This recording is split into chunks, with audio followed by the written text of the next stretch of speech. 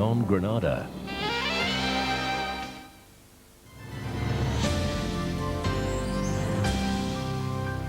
Presenting now Saturday football action featuring teams from the Northwest.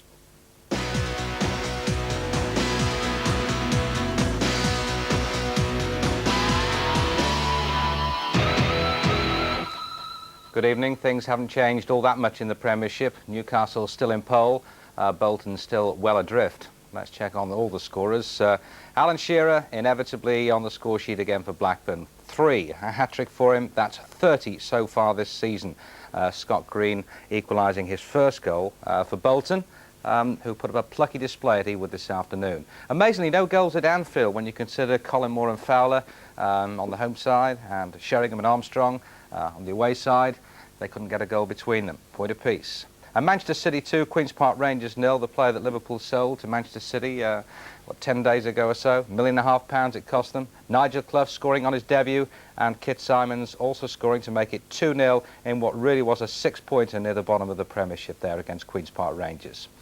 Everton getting a point at Southampton.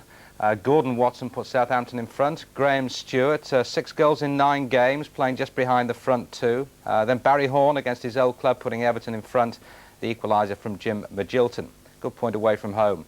And Eric Cantona scoring twice at Selhurst Park, his first time back there since the infamous Kung Fu incident, with United winning well, 4-2 at Wimbledon.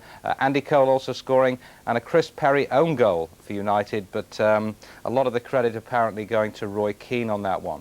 So let's check on the top. Liverpool and Tottenham drawing. All the others won today, so Newcastle's lead remains the same, 9 points. And at the bottom, well, Bolton are now 7 points from a position of safety. It really is very worrying for them, but Manchester City have opened the gap between themselves and Coventry to 3 points. Right, well, in the First Division, Oldham hadn't even scored in the league since before Christmas, so let's hear it for Andrew Hughes at least, and we'll hear it from Mike Sadler. Bramall Lane hasn't been the happiest of hunting grounds for Oldham. Their last win there was 8 years ago, but the homegrown talent of Andy Hughes threatened to rewrite history when he put Latics ahead on the half hour with a fine solo finish. Seconds later, it really should have been 2-0. Darren Beckford was the guilty man on this occasion, and it was a miss he and his teammates will be ruined. They were punished by the home side almost immediately. David White, the former Manchester City striker, was the scorer. His second in the second half gave Sheffield the points. Wasn't a good day for Tranmere either, but they don't have too many these days, do they? 8 defeats now in 11 league games, losing at Huddersfield. On to Division 2, and even though Crew's game was frozen off today, Blackpool couldn't replace them in second spot unless they beat Hull by something like 8 or 9-0. Hull well adrift at the bottom, and Blackpool well below par and falling way short of such great expectations. Kerris Griffiths. 17 goals in the last 3 clashes between these two clubs at Bloomfield Road, so high expectations today. Promotion hopefuls Blackpool dominated the first half, their first chance an 8 minutes shot wide of the goal from Tony Ellis. Later Blackpool opened the scoring, the goal coming from this Marvin Bryan cross, flicked on by Quinn and neatly finished by Rick Holden. It was very nearly 2-0 by half-time. Rick Holden again on the end of a cross. Fumbled to the floor by Carroll, stumbled over the line by Quinn, and then disallowed. In a hard-fought second half, Hull battled their way back into the match, Neil Allison equalising from this free kick. Mark Bonner almost won the match for Blackpool with this at 30 minutes, but the game ended 1-1 and the Seasiders will be disappointed with 1 point from their bottom of the table tie. Well, the reason for Wrexham's mini slump is quite easy to pinpoint. 1 goal in 5 games before today's long haul to Brighton. Well, 2 in the first half, good enough for a point and a satisfactory journey home. Mike Sadler. When you're chasing promotion and you visit the side second from bottom, you don't expect to go behind inside 10 minutes, but Wrexham did. Jeff Minton giving Brighton the ideal start. But the Welshmen responded well, and just 10 minutes or so later, they were level. It was Craig Skinner who was the man on the score sheet.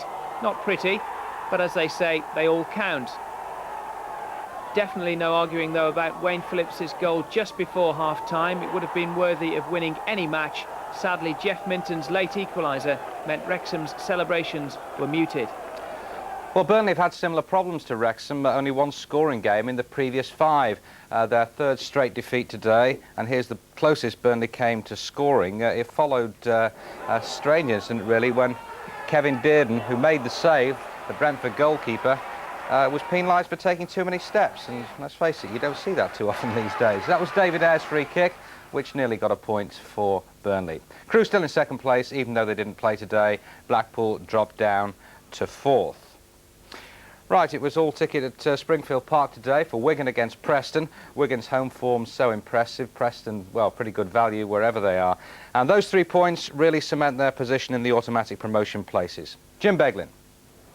We waited 16 minutes for the first real chance, which came from a cleverly worked Wigan throw-in. But although Carragher's cross was superb, it was difficult for Mark Leonard to keep down.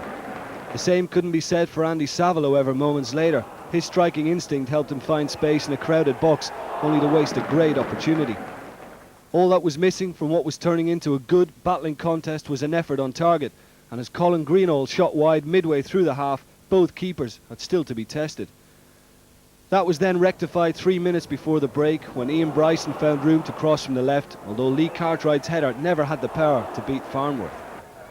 The second half was equally slow to get going, and when it did, more wayward shooting was unfortunately on show. North End's Davy, the culprit this time. But the country's leading scorers began to commit more players forward and should have scored on the hour.